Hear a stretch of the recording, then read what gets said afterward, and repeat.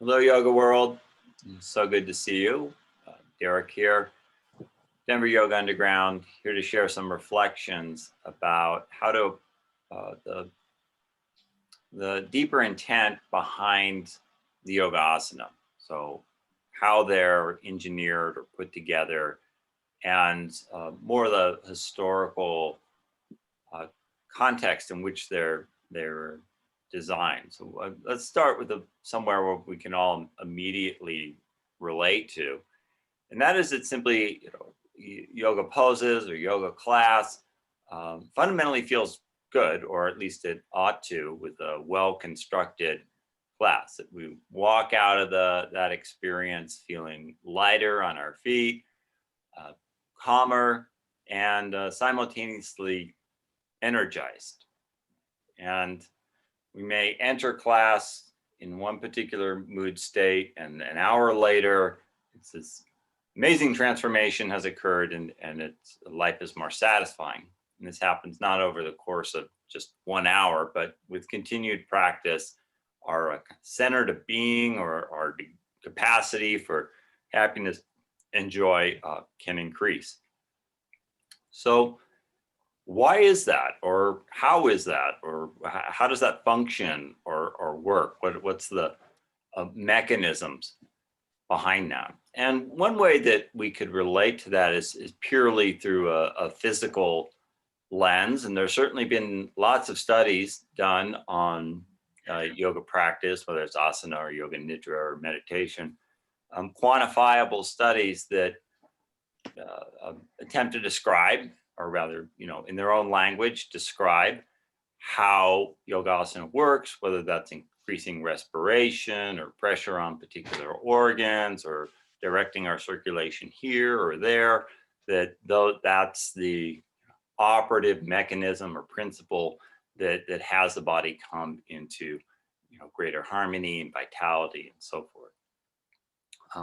The vibe I found of yogasana is pretty distinct on the landscape of exercise types of systems. If for the moment we want to categorize asana as an exercise system, that the feeling that one gets, or in my experience gets, from asana is very different than going from a bike ride or resistance training or cardiovascular exercise or kettlebells. And I have some experience in those arenas as well. So I'm speaking from experience that asana, we have more gradated options in terms of how we want to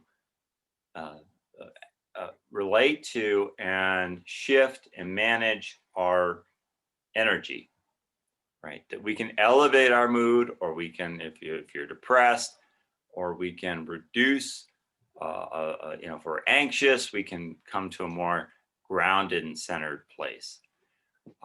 And so there's a more granular approach in how we can approach our mood state through the asanas, and different asanas can coordinate that in different ways. So different poses have different effects.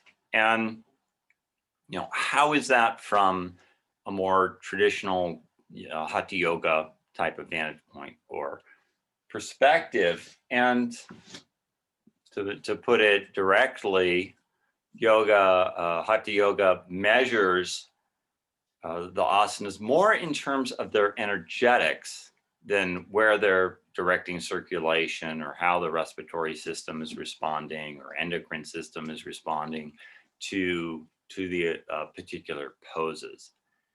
The native narrative on postures reads more in terms of energetics. So I'll just pull out an example here from Hatha Yoga Pradipika, medieval aged, one of the earlier texts on the expanded text about asana and the Hatha Yoga system. So they're talking about Matsyendrasana, which is a twist like this, seated twist. And it says that the practice of this asana, Matsyendrasana, increases the digestive fire, sort of elemental. It's not gastric juices, it's digestive fire, an elemental quality, to such an incredible capacity that is the means of removing diseases and thus awakening the serpent power and bringing equilibrium in the bindu. Now, there's a lot to unpack here, more than we can get into this talk, but I'll just read the first paragraph to help you appreciate the orientation of the asana. So Matsyendrasana helps to channelize, interesting word, the prana in a particular direction, prana being life force energy, in a particular direction so that awakening takes place in the dormant energy centers. It specifically stimulates the navel center or Manipura chakra. It specifically stimulates the navel center or Manipura chakra. Under normal circumstances, the rate of pranic vibration is slow, normal being our kind of standard lifestyle. Performing those asanas, which direct prana to the navel center, is very important for the awakening of Kundalini, another subtle body structure or pranic structure. The navel center is responsible for maintaining the body. When it is underactive or overactive, body functions are not harmonious. And if it is sluggish, diseases develop in other areas. If the capacity of Manipura is increased systematically through poses like Matsyendrasana, it not only eliminates imbalances and diseases, but the dormant potential of Sushumna Nadi, the central axis on the metaphysical central axis of the spine, can be awakened. And then it goes on more from there. Okay, so this is a very different lens or worldview or perspective on the quality and intent and mechanisms behind the yoga asana, right? And I'll just, as a somewhat aside, mention that like culturally, we may not even be able to get our head around that. Like, what does that mean? And all those Sanskrit words, and that your digestive fire has so much to do with your health and well-being and spiritual unfolding, like does not compute. And maybe the first time you've ever heard that.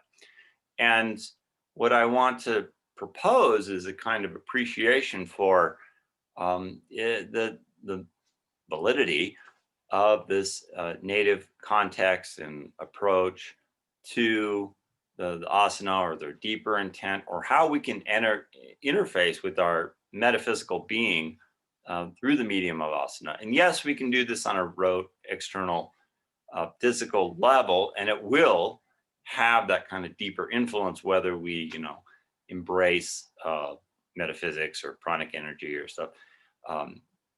Either way, this mechanism is at play. So in a sense, we could say Hatha Yoga, the asana system and the greater limbs of Hatha Yoga are principally about managing one's energy for physical health and well-being, as well as mental health and even paranormal, abilities to direct one's energy. And that's the greater fold of Hatha Yoga's potential. Peace, everyone.